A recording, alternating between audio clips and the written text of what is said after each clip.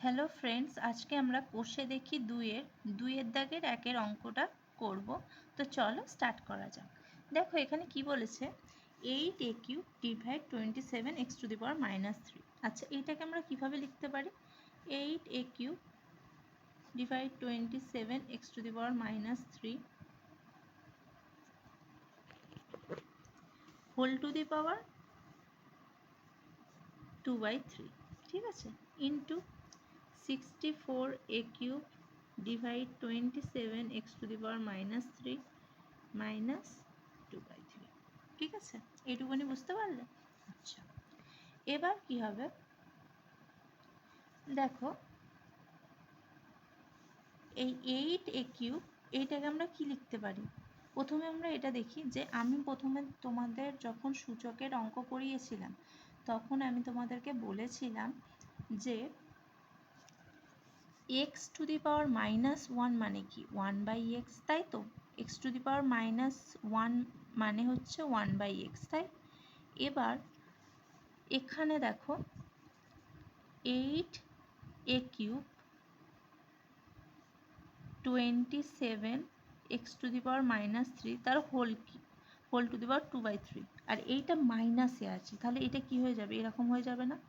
64a³ 27x⁻³ এবার মাইনাসটা প্লাস হয়ে যাবে, এখানে মাইনাস ছিল সেটা কি হয়ে গেছিলো, এখানে প্লাস হয়ে গেছিলো। এবার কি করব আমরা, দেখো এই যে 8a³ তার whole to the power 2/3, 27x⁻³ তার whole to the power 2/3 into 27টা এবার ওপরে উঠে যাবে, এদিকে ওপরে উঠে যাবে তো, তাহলে 27x⁻³ তার হোল পাওয়ারে কি আছে 2/3, আবার 64a³ তার হোল পাওয়ারে 2/3 হলো।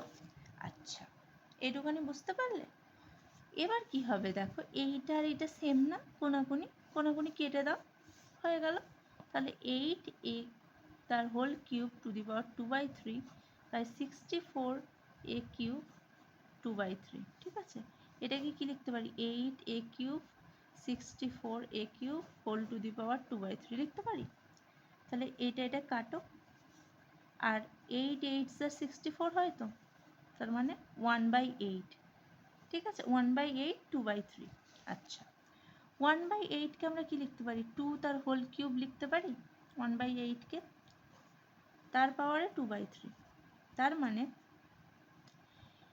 এর পাওয়ারে এটা গুণ হয়ে যাবে 2/2 হোল কিউব ইন্টু 2/3 হয়ে যাবে, 3 কেটে গেল, 1/2², মানে কত? 1/4। এটা হচ্ছে আমাদের অ্যান্সার। বুঝতে পারলে? দেখো পুরো অঙ্কটা এবার দেখো, এটা কত সহজে করে দিলাম।